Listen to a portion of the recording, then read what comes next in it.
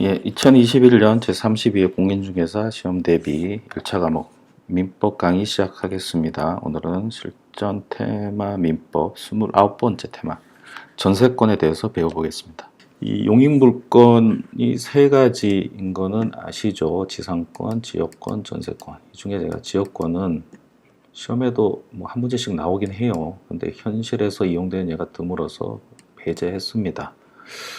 무엇보다 제가 실무에서 소송이라든지 자문이라든지 이 지역권을 거의 해본 적이 없어요. 제가 해본 적이 없다는 것은 실무에서 많이 사용되지 않는다는 겁니다. 이런 거를 여러분한테 제가 아는 척 하면서 가르칠 수는 없잖아요. 그리고 우리가 만점 받는 시험이 아니고 실무에서 필요한 것만 열심히 배워서 그것만으로도 합격점을 넘길 수 있다라는 자신감에 이런 구성을 한 거거든요. 그러니까 지역권이 빠졌다 해서 불안해하지 마시고 다른 공부가 충분히 되면 그때 지역권 찾아서 공부하시는데 아무 문제가 없습니다. 그렇게 뭐 내용이 깊거나 복잡하지도 않아요.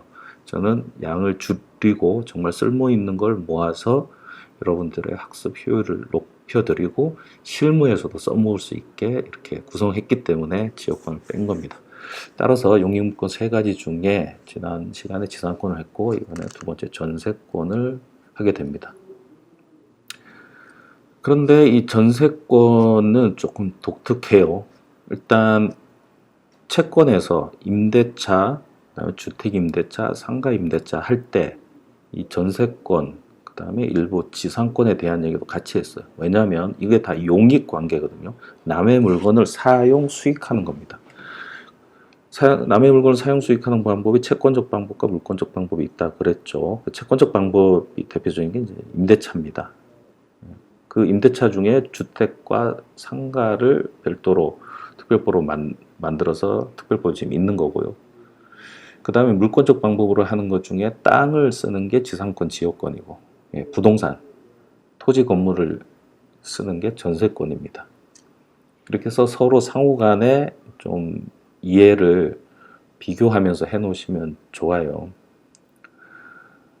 근데 이 전세권이 용익물권인 건 맞아요. 맞는데 특이한 좀 지위를 갖고 있죠. 예를 들어서 뭐 집도 그렇고 토지도 그렇고 마찬가지예요. 전세권은 부동산에 대한 거니까 토지 건물이 다 해당해요. 꼭 집만 있는 건 아닙니다. 집에 소유자가 A이고 자 B가 전세를 여기 들어오려고 그래요. 전세금 들어올 때 전세금이라는 걸 주죠. 전세금. 집이 1억이다. 그럼 전세금 뭐 상당히 높죠. 한 8천 A한테 줍니다. 주고 B가 어떻게 돼요? 일로 들어오죠. 들어와서 이 전세권 등기를 한 걸 전세권이라고 해요. 밑에서 보시겠지만 전세권 등기를 한 전세권과 임대차인 전세는 다른 겁니다. 좀 이따 보시고 일단 전세권으로 들어와요. B가. 요거를 용익물권 관점에서 보면 B가 A의 집을 사용하는 걸로 보게 됩니다. 용익물권 관점에서. 그런데 이렇게 보세요. A라는 입장에서 봅시다.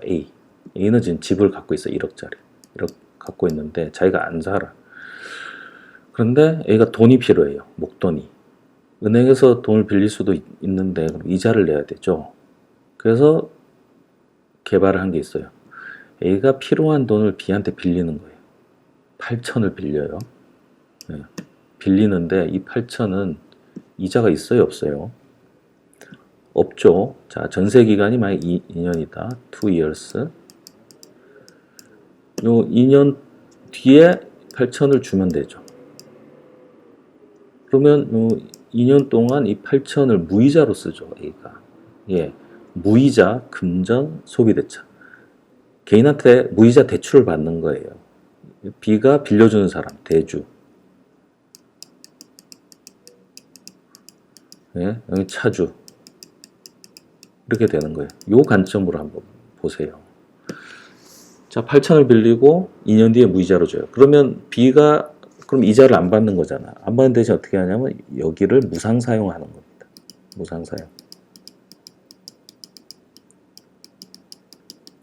공짜로 사용.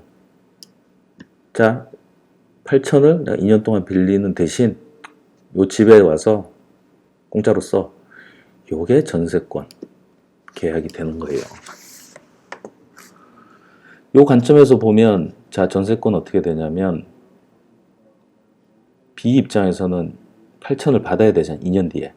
근데 돈을 빌려주고 나서 2년 뒤에 받을지 안 받을지 모르잖아요. 그러니까 여기 들어가서 등기를 해놓는 거예요. 이 집에. 전세권 등기. 그럼 이 전세권 등기가 마치 뭐가 됩니까? 전세권 등기를 해놓으면 이게 물건이잖아요. 물건이니까 역시 물건의 절대권에 의해서 그 누구도 배척할 수 있죠. 소유자마저. 그러니까 등기를 해놓으면 아무도 못 건드려요. B가 여기 있는 동안. 그리고 나중에 8천 받으면 전세권 설정 등기를 말소하면 되죠. 이 전세권 등기가 그러니까 담보 형식이 되는 거예요. 내 돈을 돌려받을 때까지 아무도 못 오게 등기를 해놓으니까 이 전세권 등기가 담보적 성격이 생겨버리는 거예요. 특이하죠. 자, 그러니까 이 전세권은 이중적 지위가 있습니다. B의 입장에서는 용익물권적 성격이 있지만 사실은 그 내용은 담보적 성격도 겸하고 있는 거예요. 결국 그렇다 보니까 전세권은 이 내 돈을 받을 때까지 여기에 등기를 해놓고 또 이 전세권 설정 날짜에 따라 우선 변제권도 있는 거예요. 용익물권이지만 우선 변제권이 있는 거예요. 이해되십니까? 이 관점으로 보시고 따라서 현대사회에서 이 전세권 등기까지 한 전세는 많지는 않아요. 그러니까 용익물권적 성격은 많이 퇴색됐어요. 대신 담보물권적 성격은 여전히 활용되고 있어요. 오히려 담보적 느낌으로 전세권 등기를 하는 경우가 많다고 보셔도 무방합니다. 예. 요게 이제 약간 고급스러운 접근이에요. 자, 이런 관점으로 내용을 볼 텐데요. 그러면 예전과 달리 지금 채권적 방법으로 주택이나 상가를 이용할 때는 그 특별법에 의해서 물권화됐죠. 물권화됐다는 건 뭐냐면 이 전세권과 비슷한 효력을 주었다는 거예요. 그렇기 때문에 이 전세권의 이용 빈도가 낮아진 거고요. 그래서 용익적인 성격은 임대차 쪽에 많이 가버렸습니다. 그렇기 때문에 전세권 같은 경우는 이제 담보적 성격에 조금 더 무게를 두고 접근하시는 게 맞는 방향이기도 해요. 자, 하나씩 보겠습니다. 일단 용어부터 정리할 건데, 우리 전세라는 표현을 많이 하는데, 전세권, 여기서 말하는 전세권 등기를 한 걸 말해요. 전세권 등기. 이 등기 없이 그냥 보증금 전액을 주는 전세라는 거는 전 임대차입니다. 네. 전세권 등기 안 하고 우리가 그냥 평상시 하는 전세는 거의 다 임대차예요. 전세권은 잘 없어요. 전세권은 이 전세권 등기를 했을 때만 전세권이에요. 그래서 여러분들이 대부분 전세 하는 건 임대차를 말하는 거고 정확한 표현은 임대차라고 하셔야 돼요. 그래서 이제 헷갈리실까봐 이걸 채권적 전세라는 표현으로 좀 구별을 합니다. 자, 일단 이 두 개를 아셔서 전세권 하면 등기까지 한 거, 전세금 주고 등기를 한 거다라고 딱 집중해서 접근을 하셔야 됩니다. 따라서 물건이니까 반드시 약정, 그 다음 전세금 필수 요소고 전세권 등기를 해야 돼요. 등기가 반드시 있어야 돼요. 그래서 물건 대외적으로 공시를 하죠. 그래야 대세적 효력이 있고 절대적 효력이 있죠. 채권적 전세하고 다릅니다. 임대차예요. 우리나라에 전세가 들어온 거는 옛날에 은행이 고리, 그러니까 연 7% 아니 10몇 프로 이럴 때도 있었죠. 그러면 이 전세금을 받아서 은행에 넣어놓으면 그 이자 수입이 발생하는데 그 이자 수입이 임대로 받는 것보다 비싸니까 전세로 하기도 하고요. 또 아까 말씀드렸듯이 다른 어떤 용도로 돈이 필요할 때 은행에서 고리를 주고 빌리기보다 여기서 무이자 금전 소비 대차 계약을 갖고 목돈을 빌려서 그걸로 이제 다른데 또 투자, 여기 또 전세 내고 다른데 투자, 계속 전세금 받아서 조금 붙여서 새로운 집 사고 새로운 집 사고 이렇게 하면서 이 전세가 활성화됐던 것도 있어요. 그러니까 고액의 무이자 돈을 돌릴 수가 있으니까 다른 집을 사고 다른 집을 샀던 게 가능한 거죠. 지금 뭐 저리에 뭐 마이너스 이자까지 얘기가 되는 세상에서는 그 이자 수입으로 차임을 대신하는 거는 적절치가 않고요. 그런 기능은 없고요. 그래서 많이 이용률도 떨어졌고 일부만 이제 남아 있습니다. 자, 전세권 내용. 전세권자는 전세금, 돈으로 해야 돼요. 금이니까. 지급하고 타인의 부동산을 점유하여 사용수익, 용익물건이죠. 그 다음에 요 뒤에가 이제 담보물건적 성격이. 그 부동산 전부에 대해 후순위 권리자 기타 채권자보다 전세금 우선 변제를 받을 권리가 있는 겁니다. 이걸 담보물건적 성격으로 보면 이 전세금은 뭡니까? 빌려준 돈이죠. 임차인이 빌려준 돈입니다. 이러한 이유로 용익물건이지만 담보물건적 성격도 겸하게 됐습니다. 그래서 우선 변제권도 갖고요. 경매 청구권도 있습니다. 전세금 못 받으면 경매 청구 가능합니다. 소유자에 대해서도 배타적 권리가 있죠. 물건이니까. 이건 뭐 기본 개념이죠. 물건 총론의 기본 개념. 그 다음에 담보물건적 성격을 하기 때문에 굳이 부동산을 인도해야 되는 건 아닙니다. 그러니까 그 안에 꼭 들어가서 살아야 되는 거 아니에요. 당장 목적물 인도하여 이용하지 않더라도 전세권 효력에는 문제가 되지 않습니다. 그냥 담보처럼만 이용해도 된다는 거예요. 전세금, 전세권 설정의 핵심 요소고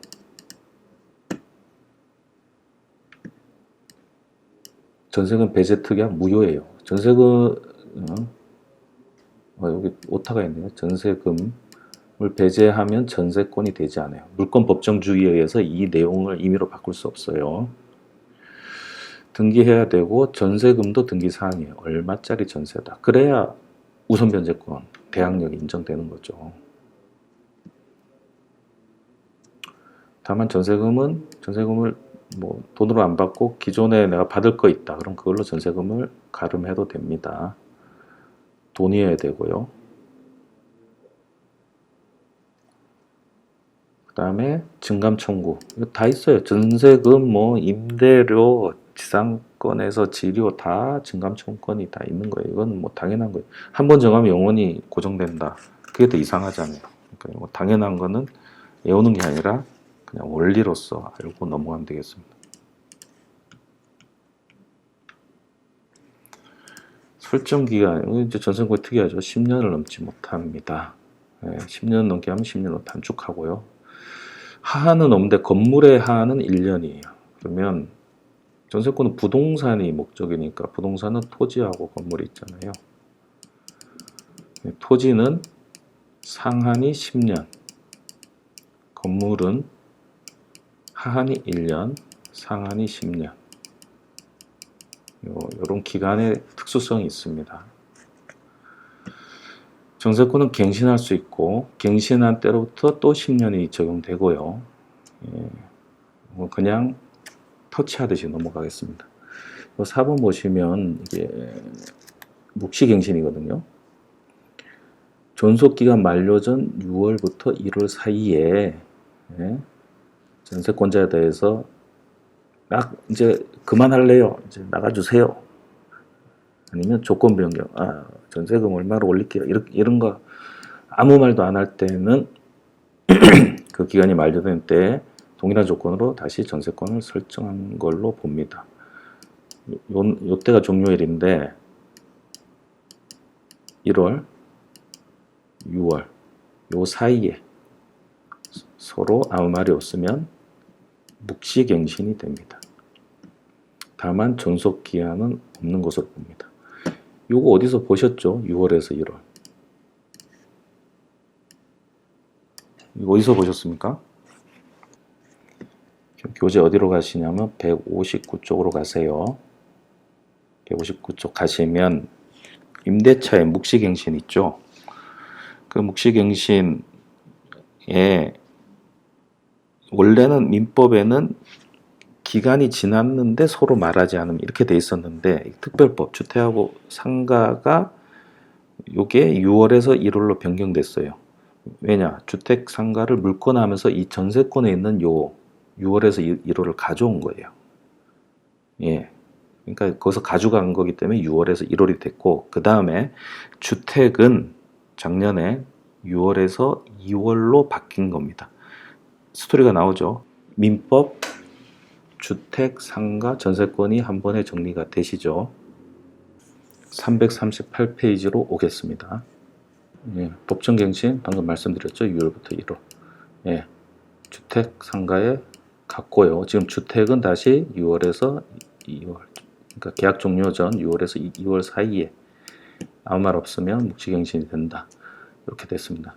전세권은 약정이 없으면 소멸 통고를 할 수 있어요. 그러면 6개월이 지나면 전세권이 소멸합니다. 오늘 양쪽이에요. 양쪽. 전세권은 임대차하고 달려. 임대차는 약자 보고, 임차인을 약자로 보기 때문에 임차인 쪽에서 소멸 통지를 하면 3개월이 지나면 소멸이 돼요.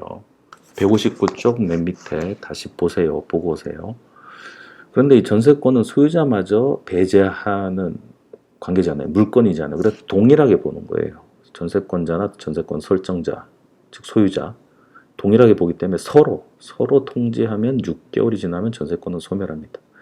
이때 건물은 1년의 하한이 있으니까 이제 건물만 1년의 하한이 적용되는 겁니다. 그래서 주택 상가와 다르게 이 전세권은 쌍방 6개월 이렇게 됩니다. 요거 좀 조심하시기 바랍니다. 그러니까 임대차하고 전세권은 비교하시면서 정리해 두시면 돼요. 시험 문제도 비교하는 문제가 나오고요. 공부 방법은 임대차를 확실히 공부해 놓고 이 전세권은 차이 나는 것만 짚으면 됩니다. 그렇게 하셔야 돼요. 모든 걸 평모해 놓고 공부하면 머리가 따라가질 못합니다. 방금 그 설명 339쪽 메뉴에 제가 적어 놨습니다. 그 다음에 전세권의 재산적 가치, 담보적 성격. 이거 이제 조금 담보적 성격을 조금 더 들어가서 양도임대. 전세권은 재산적 가치가 있어요. 왜냐하면 전세금에 우선 변제권이 있으니까 돈 받을 게 확보돼 있죠. 그래서 그 권리가 재산적 가치가 있는 거예요. 그래서 전세권은 양도 처분할 수 있어요. 전세권을 질권이나 저당권 설정하고 대출을 받을 수도 있고요. 예. 다만 뭐 금지 특약을 하면 어쩔 수 없죠. 그 소유자가 이거 담보하지 마세요라고 이제 특약을 할 수도 있어요. 전세권자는 양도 담보로 제공할 수 있고 존속기간 내에서 그 목적물을 타인에게 전전세 또는 임대할 수 있다. 소유자의 허락 없이도 내가 마음대로 전전세를 하든 임대든 할 수 있는 거예요. 설정행위 금지만 돼 있지 않다면. 임대차는 다르죠. 임대차는 행위 청구권이고 소유자를 통해서만 그 물건을 이용하니까 무단전대는 계약 해지 사유입니다. 하지만 전세권은 소유자마저 배제하고 갖는 물건이기 때문에 마음대로 전전세 임대할 수 있고요. 양도 담보 제공도 가능합니다. 자, 여기 이제 부수적인 얘기인데 전세권이 저당권의 목적이 된 경우, 전세권이 저당권의 목적이 된다는 말은 그 테마 30 강의를 들으시면 한 번에 좀 정리를 해놨으니까 그걸 좀 참조해 주시기 바랍니다. 저당권자 동의 없이 전세권을 소멸시킬 수 없죠. 당연히 이게 담보니까. 저당권자는 전세권 자체를 경매 신청할 수 있습니다. 전세권 권리를 경매 신청할 수 있어요. 직접 집행해서 전세금 반환을 청구할 수 있고요. 그런데 만약 전세권이 존속기한 만료로 소멸할 경우 저당권자는 더 이상 전세권 자체에 대한 저당권을 실행할 수는 없고 전세권의 용익 기능은 사라졌습니다. 전세권 설정자는 전세권자에게 전세금을 반환해야 합니다. 그런데 저당권자는 물상대회를 통해 전세금 반환 채권의 압류, 강제집행 배당 요구를 할 수 있는 겁니다. 뭐 전세권자가 이렇게 B가 A 소유의 전세권 이렇게 있는데 B가 C한테 이 전세권을 담보로 제공했다.